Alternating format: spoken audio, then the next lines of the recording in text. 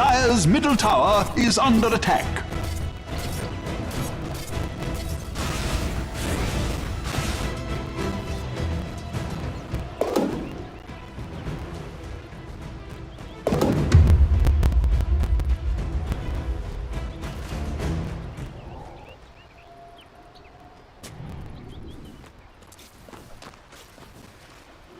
A little while away, like you almost have to buy this Ogre Axe just so that you've got that little bit of extra survivability for this inevitability. Like, they will run at you on T1.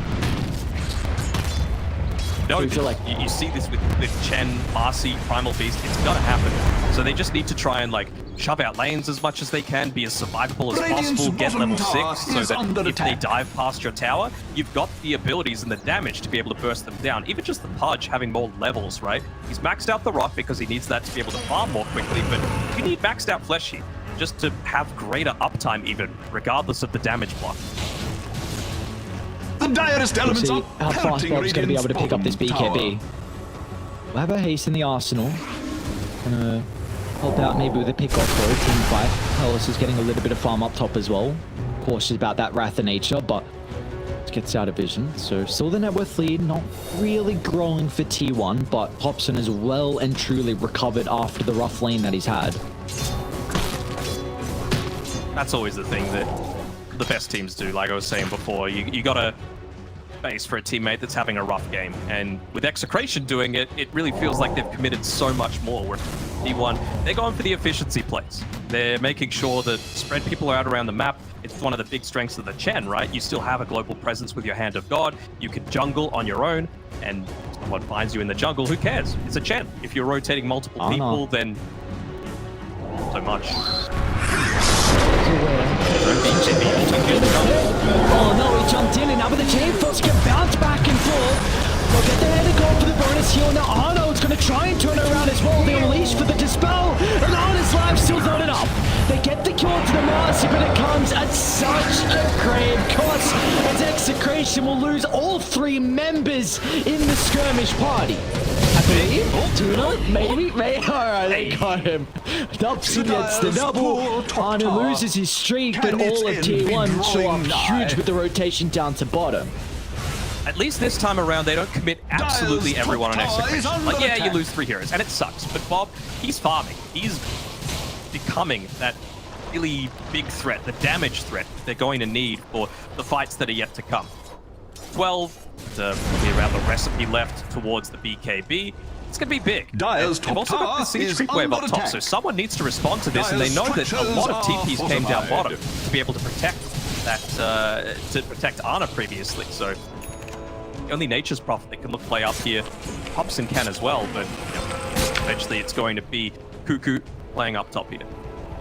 They might consider Roche pretty shortly here for T1. Wraith Pack just completed for Cuckoo. A lot of damage mitigation. Of course, lifesteal as well, the important thing. You've got the sidekick even to play with as well. So, yeah, I wonder if T1, what they're going to consider. Maybe they are looking for a pickoff and then they can enter Roche, or maybe they feel like they're strong enough just to walk on in.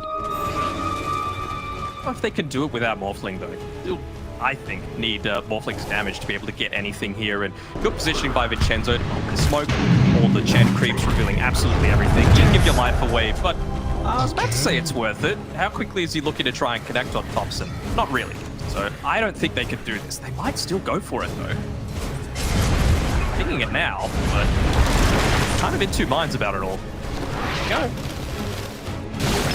Go. Cuckoo TP's in. They see the SF TP back as well. That was really what Cuckoo was wanting. Just to realize that SF isn't going to be able to be part of any quick Roche attempt. And doing this a little bit faster than I was expecting. What's bottom? They don't know.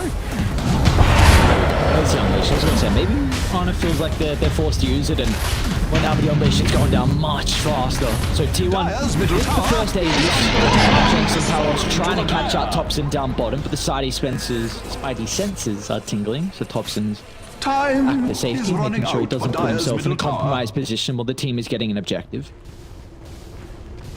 Good wards, really showing a lot of that positioning. Not really conventional spots. Oh, close. Oh, the creep just walked in the way. What damn. They are going to reach this timing where they feel a lot more confident to be able to fight, though, on Execration, right? Like, in about 4 minutes' time, you can get your tier 2 neutral items, you can get your Aghanim Scepter on Palos, you can get your Blink Dagger on Shanks, you can get BKB on Death Prophet. Like, it's a lot of stuff coming very shortly. They can weather the storm and wait out this Aegis, and look to try and make a play. That could be a real turning point for Execration. It's just making sure that you're efficient with your movements, not wasting TPs for any which person. I feel like you really got to have someone like Vincenzo doing exactly like he is in this mid lane right now. Just shoving out the wave, even if it's slow with the Frost Shield, anything that's just going to discourage them from constantly running at you, because it means that smokes like these become a whole lot more obvious. See Tino with the Observer Ward farming in the jungle. Bottom lane as well. Thompson shoving out the lanes. This could give them an option to move down and play next to the Morph lane, maybe anticipating a gank or just someone here to shove out the lane. Tree line, Smoke's gonna pop shortly, so they'll see Zephyr. What's the call? They're just gonna TP up. I think the core is your Shanks. Yeah, he's gonna reveal his position regardless. No way he makes it out of this. He'll make it work for it at least. The adaptive Push track the from topless Thompson. toy, bro. Yeah, the bounce. He'll make it. No Hey. way. I mean, that's weathering the storm, Denog. That's what you said. Need it. They're 100 gold away from the Aghanim Scepter on the Pudge, 700 from Blink Dagger on Tiny, closer towards Tino's BKB himself. He'll have level 12 as well. I think you got to give up this bottom lane. You cannot fight into this. Don't have the tools to be able to. And T1 have everything that they want. They've got Manta Style, they've got BKBs, they've got Aegis, they've got Mech. Way too good. Radiant structures push out the other lanes. That's the main goal for Execration right now. This is crazy. How do you jump? Kazana and Waimon hand in hand. Said, not the easiest target to bring down, especially with Waimon on the outskirts as well. This vessel applied. It's going to stop the load. The bonus health coming back. They're off to the left side. They're going to be able to blow up Tino with the turnaround. It's not enough because Arn is protected with the BKB. He just shrugs off the Requiem, jumps further into the middle, secures the triple kill, and Arna's Marcy is something to fear. Oh, they did such a good job in being able to scout out that movement and dodge a lot, but you lose your tier 2 tower and you lose 3 heroes because you think we could go on to this Primal Beast. Turns out he's a pretty beefy hero. Level 11, position 4, 2200 HP, plus the extra armor that you're getting if you're able to get off that uproar. Luke stops it and baits Arna to jump in. Kept the stun. Arna still has Aegis. I don't know if you're ready for this team fight. Arna gets a little bit of bonus health back. Not going to be enough to hold off through the first half. And now Kino, it's got his second point in the exorcism, so it's going to charge in the middle, trying to create some chaos, break the formation out of Tier 1, but they're retreating perfectly. In synergy is Tier 1 making sure there's no stragglers for the easy pickings. And now with the backstabber, Zephyr onslaughts into the middle with the polarize out as well. Tino's gone out of the count, and now Tier 1, they're on pursuit for more. Cuckoo's already teleporting to the backline, but Shanks is up to the higher gun, so instead they'll go back to the Tier 2 tower. You can tell that I like this aggressive T1 because I really like it, you know, especially Zep. That is Radiant's the middle biggest tower improvement is that I've under seen so attack. far out of their last 6 months, honestly. Like a big change in style, and it's working out wonderful. That's a little bit of extra damage. They get Cuckoo. They'll be able to break the Dismember instantly. Shenzo's going to buy some time as well, but Palace is stuck in no man's land. Shanks is able to reveal the Blink Dagger as well. They're going to try and toss him inside the Requiem, but the Attribute ship keeps Thompson alive, and now Honor is having a free fight. Again, the Marcy just jumping on forward. Zero cares in the world is Honor. Good. Radiant's top tower is under attack. Looks like he's able to walk that one off as well. The Mage Slayer completed. Oh, what a mess. Magic resistance? I don't know, man. I feel like this is just comes down to a little bit of maturity coming through from Execration. Like they could have easily taken those last 2 team fights if they just had the BKB on the Death Prophet, if they just waited that little bit longer for even a 4-star on the Lich. Instead, they just ran headfirst in when they weren't ready. They just now have the Blink Dagger as well on Shanks, which certainly does help. especially if you're able to get in onto the back lines, take out the Chen to be able to start a lot of these team fights, or Cuckoo. But felt like they were way too early with a lot of these responses. So greedy. He wanted that ancient and greed.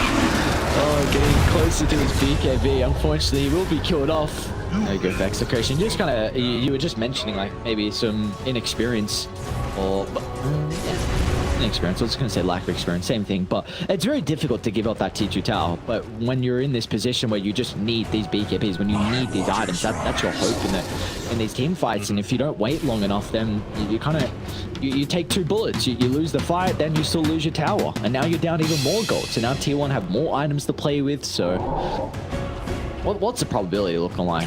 91%. I just looked. Yeah, it's not looking too great. I feel like you could afford to give up 2 tier if it meant that you had that next item that you need. At the time, I think Pop was pushed out, so they weren't in danger of losing third. They just lost way too much for free in my eyes.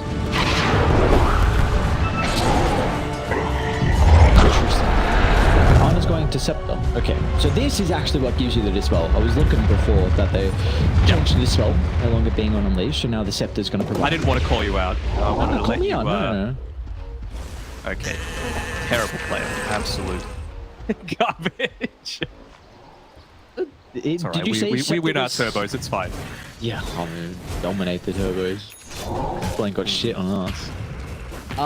Did you say Scepter was in the build that Ana was going? Honestly, the games, because they're pubs, mostly end before he gets up to that stage, so I mean, normally ends after he gets the Basher. Yeah, it's getting close, isn't it? Yeah, it's getting close. The smoke on smoke. We'll see what they can do on Execration. Playing around their triangle for the moment. Tino unsmoked, moving to the front. Oh. Ships passing in the night. Enchantro's gonna pop the smoke. Gonna jump the lich instantly. Not the bit. Oh, all right, he's out. They got a pretty good ward on the high ground to play with, so Shank's gonna jump in. Just missed the toss. That might have been the cast range change. Even just like 100 less cast range meant that he wasn't able to get it onto the target that he needed. Well, tiny nerfs is really starting to become a bit more of a factor. Man, look at Cuckoo at the bottom of the map. All of these fanning out across the map like spiders, right? Multiple times. Look at Zephyr's position in the left tree line. He's ready to jump. He's got this BKB. So it'll be a full duration pulverize coming out. Plenty of control to allow the cores just to go to work. Adjustments and try again. It's not careful, he'll start to get addicted to this style of diving in a little bit too deep. I mean, is this a bad thing? I don't know.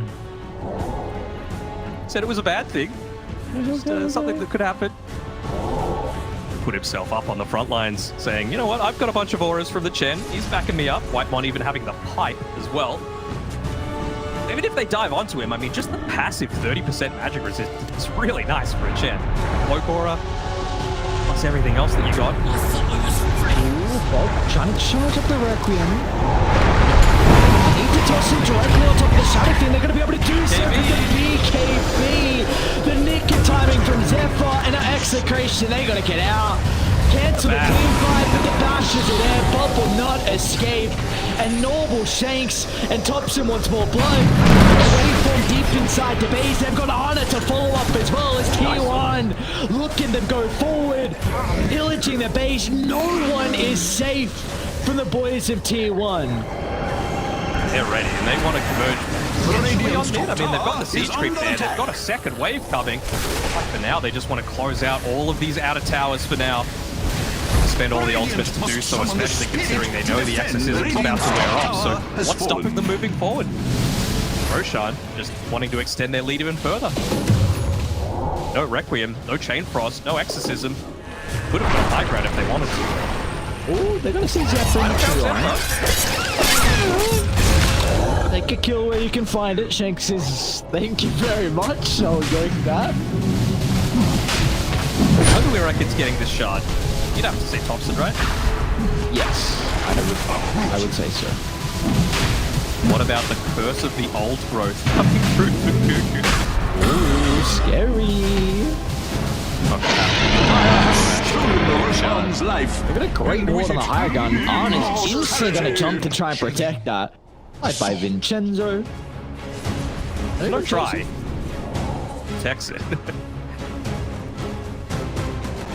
Sure. Alright, so Thompson does get the shot, and he's got the Aegis to work with as well. So this Morphling has not died since the landing phase. And maybe that's why Bob wasn't looking to tip Mr. Thompson. Because, I don't know if you want to poke the beast.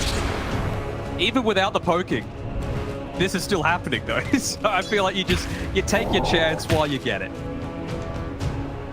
Level 20 on Morphling as well, going into the Skadi next. They've taken over this game. What's the win prob now? 3%. Optimistic, I'll say that much. And well, level 15 with the extra Spirit Cipher damage and healing. This is the big timing that feels kind of busted. You know, a lot of people are playing around this timing specifically. I know everyone likes the percentage. I mean, even Ana's just trying to solo. Look at all the vision that T1 have of the map. I just realized they can see everything, and they feel like Ana's just able to get these solo pickups. Oh, he's going to run into power loss. Chenix is nearby. Tino, no, he's not going to be able to cancel his TP. Down goes to position 1. Pudge, God-like streak for Ana. Bottom lane, Bob, they're going to force out a BKB out of the Shadowfin as well. One charge from Zephyr sends Bob packing inside the base. Know how quickly the connection can come, right? You got the teleport as Cuckoo comes to mid. Thompson, of course, with his waveform, very fast at being able to move around the map. The Frost Shield's going to delay things a little bit, but it's still just not ready. Beset on all sides, Radiant's middle tower has... It's going to have to be a toss back into a Requiem, and there's the silence. Past range, man. Not able to find it. Zephyr with the charge and gets the pulverize onto Tino. They're going to be able to stop the strikes. There's just no damage. You drop the pipe, you got the hand of goes, and instantly T1 can turn it around. They're deep inside the base without a care in the world. Even the glyph is not going to be enough of a deterrent. Tino will try and charge onto Cuckoo, but the physical damage is starting to wrap up. Even the BKB will not do anything to protect the Death Prophet. And T1, the mid lane was rocky to start, but it did not matter. What a fine way for them to open up their run here in game 1. On the hook there. This should be game. Like, they're absolutely swarming that Ancient. No buybacks available on the DP or the SF. This one out if they were wanting to, but a bit composed. Never mind, it was a bait. Let me add to the tally. The G's are dropped. T1 on their debut. Playing game 1. See what they're able to do if they can replicate this performance. But for them, you really had a lot of questions on how this new T1 it would look, and again, it really particular to the supports, and I was quite impressed with Zephyr on the Primal Beast. Everyone is smiling except for Zephyr right now. He's just like, man, I'm not used to this. It's good, but it's going to take some time. It's exhausting to have to go through a very different style to what you're used to, but